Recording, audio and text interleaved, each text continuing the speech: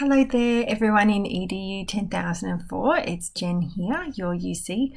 Just thought I might give you one little video that might help in addition to our other supports for A1, and to do that I'm just sharing my screen with you. So this is what our student packet looks like, and I did mention that we had some exemplars. So exemplars are submissions that have come through previous iterations, and we've identified them because they've addressed the criteria in really appropriate ways, and it's a great way to show you what an assignment might look like.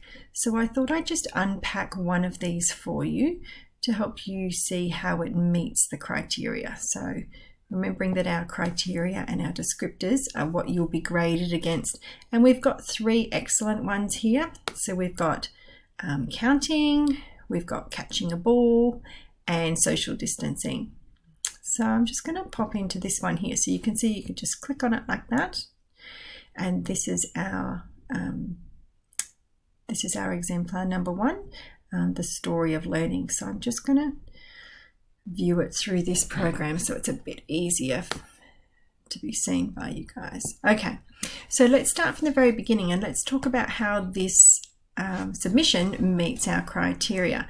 So to start off with, I can see we've got some lovely visuals.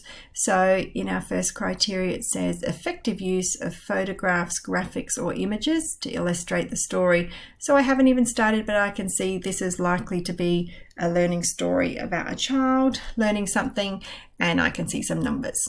So that looks appropriate. It's nice and clear, so you can see it's a good quality image.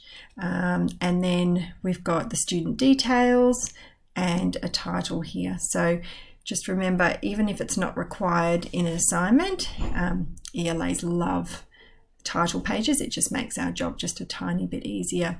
And I've just popped that there, so it's not part of our criteria, but it's great to see even in assignments where it's not required. So let's pop down and look at the next slide. So we've started off, and this student has decided to begin with learning is complex. So it's a lifelong process fostered through interactions with the environment, activity, and those around us. So how wonderful to explain and define what learning is to start with. And it goes on here, and we're seeing that we're using some research. So we've used our main text here, and then we've gone into some additional research, and I can see we've got some supports there from our frameworks, and we've begun our story. So we already realized that the students chosen to tell us that learning is multifaceted, and different ways of learning has been highlighted there. And then we've got a visual that works with it. So this student here is telling us that it's multifaceted, that even though that this was a basic skill, it took multiple approaches for her parents to help her learn the skill that she's talking about, which is counting. So this represents that really nicely, and we can see that it's also, the image has been referenced. Great. Over here, so we've got relevant literature. We have recognition and description of the complexities of learning, and the linkage between learning is clear and supported by relevant examples. So she's talked about counting as a skill and how it took different approaches for her to gain that skill. For the next slide, this is where our story begins. So we've got mum and dad, and she is the child in the story, and she talks about how her parents presumed the best way for her to learn, and off they went, and then we're finding out, did it work or did it not? So again, we've got some support from some really excellent researchers here. So we've demonstrated an understanding of the why, how, and complexities of the learning process. And the story and presentation clearly expresses understandings of learning, and some links are made to teaching practice. So where can we see that? So we can see it says here the first teaching method that her mum used was a set of number cards, and she would hold them up. When I was shown the car, she expected that I would know it. and she did it. So we're seeing here her mum was perplexed. So we're already looking at some basics of teaching practice here. Moving on. Okay, so here we have effective presentation skills. So this is excellent. This is reflecting what's happening in the story, where her mum realised that flashcards weren't for her. There was another method that she needed to employ to support her learning this skill. And so this supports it really nicely. They're counting blocks as they play. And descriptions of learning are thoughtful, offering insights into personal experience and the practice of teaching. So her mum decided that she needed to employ a different strategy. So she sat down and played with her. Again, we've got our supports here from our texts or from our wider research. And then her mum actually changed her teaching practice. So she actually reflected on the learner.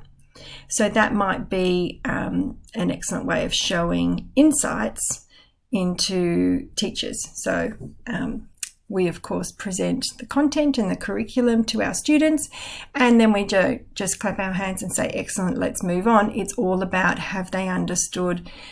Can I support them further? Do I need to present this in a different way? Because we all know that learning isn't linear, it's complex. So she's demonstrated that insight there, that her mum realised she had to change paths there. For our next one, again, some insights into the teaching process. Her mum was exasperated by her inability to show interest. And this is where some music came in, and the child was actually showing the teacher how she learnt best. So let's have a look here. Capacity to identify and express personal experiences of learning and how this relates to the practice of teaching. So how was teaching successful? That was continuing to try different methods, and then they did some singing and some counting, and then there was scaffolding and support, and then independence. So you can see through this way we have some innovative ideas for storytelling, and again effective illustration. And this one as well we've covered in the previous slide. So this is where we start talking about our visual metaphor, which is in criteria 2. So this student has chosen a lovely image of building scaffolding and has included it in the discussion. So that comes part of our credit criteria, our credit descriptor for criteria 2. It requires that it's actually within the discussions. So we've got that, and even here we've got learning occurred once I was in a supported environment, aided by visual cues and a more knowledgeable other. Knowledge builds upon itself. So this is a great example of how her mum, her parents, were able to scaffold her learning. And then also we've got the visual metaphor included and labelled clearly. So that's great that we've got that right there. Your ELA wants to readily be able to identify which one is your metaphor for learning, only because you'll have lots of lovely images throughout your presentation, and we need to know which one is your learning metaphor. And of course you're going to discuss it. And down here, recognition of the complexities of learning. So that's also reflected in her scaffolding, the way that she listed the different ways or the paths or the ways that she actually deviated from the original plan in order to accomplish that understanding of counting.